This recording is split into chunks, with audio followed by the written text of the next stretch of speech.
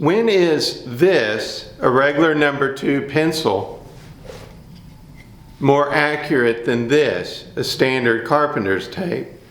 It's when you're doing trim work and really precise cuts.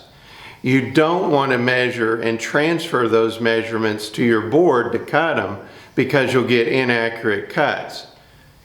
You want to use this, just a regular old pencil. No tape measure required. Just make a mark with this and I'll show you how. This is the doorway that I was telling you about. I've got to take this siding piece and cut it around this trim for the door. So I got to make some precise cuts. I do that taking one cut at a time. The first cuts, I ripped it to the width, and then I also cut a bevel at the bottom. The bevel corresponds with the bottom of the top of the last trim piece. So you take this cuts at a time, one step at a time. So the next thing to do is to place this piece of trim in its correct position and then make a mark where your next series of cuts are going to be. So you place those miters together where they're nice and tight, and then you make a mark where your next cut's going to be, which is at this lintel.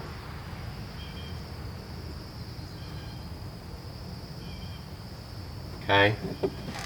Make a mark right where you need to make the cut, not off to the sides or anything, right in the middle.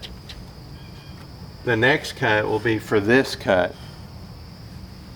So we'll just place a piece of trim where it needs to be, and we'll make a mark where we need to make that rip cut. So with those two marks, we can make our next series of cuts. As you may have noticed, this piece of trim is a little long, and that's okay because that's our next cut. So I want to leave that long.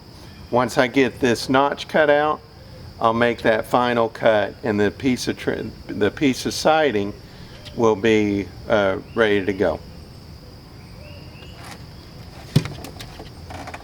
And now for our next cut. From one of the marks that we made, I need to make a rip cut down the length of the board. But I need to stop it at the other mark. So what I'm going to do is use a square to transfer that mark and make a line to where I can stop the saw blade at that line and make a notch. So I'm going to find that mark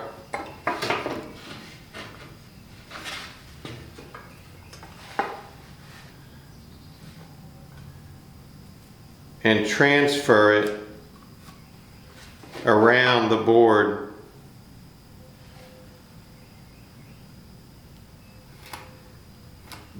And that way I know where to stop that rip cut right there.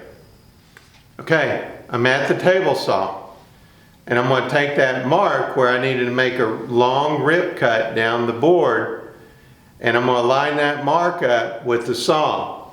What I'm going to do with the saw blade is I'm going to make sure the saw blade is on the right side of the mark, because you don't want to go down the center of the blade through the center of the mark, because that'll throw your cut off. That mark is right where you need the cut to be. So we want to make sure that the blade is on the proper side of that mark, and that it cuts out half of that mark. So you want to split that mark right down the center with the edge of the blade, not the middle of the blade, the edge of the blade. So you just need to make sure which side that blade needs to be on to make sure to cut out the proper amount of material. So I'm going to take the blade and I'm going to line it up with that mark, and then I'm going to make my cut.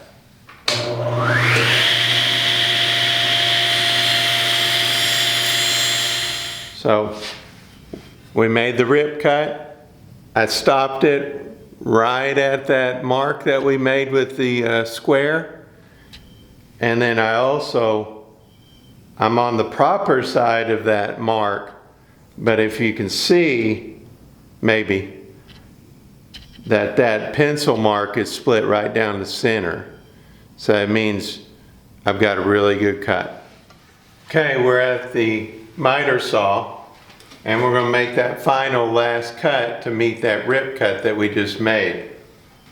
So we're going to stand it up, bring the saw blade down, stop the cut right where it meets the other cut, and withdraw it and cut the rest with a razor knife.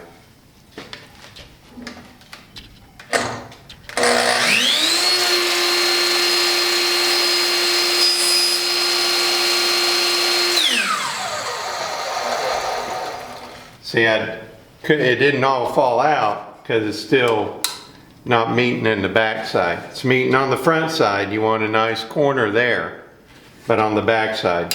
So it doesn't matter, we can just take it off and trim out the rest with the razor knife, because that's what you're going to see. You're not going to see the back side. And that happens a lot with trim and all that, is you'll have a show side and you'll have a bad side. So it doesn't matter if you have that on the bad side, no one's going to see it. So once you made those two cuts and you got your notch, you need to test fit it to see if you need to make any adjustments to your cut. So you put the trim, or in this case the siding, in place, and you check for the gaps at the top.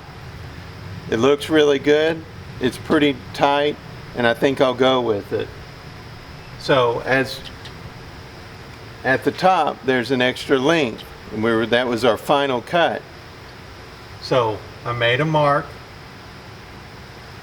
for our final cut. At the top it's going to be a bevel cut. There's one final piece of siding that's going to go above it. So if you take a complicated cut like this that needs to fit precisely around another wooden object or another object, if you take it one cut at a time, make your marks where you need to make the cut, don't transfer the measurements with the tape measure, you'll do just fine. Until next time, we'll see you later.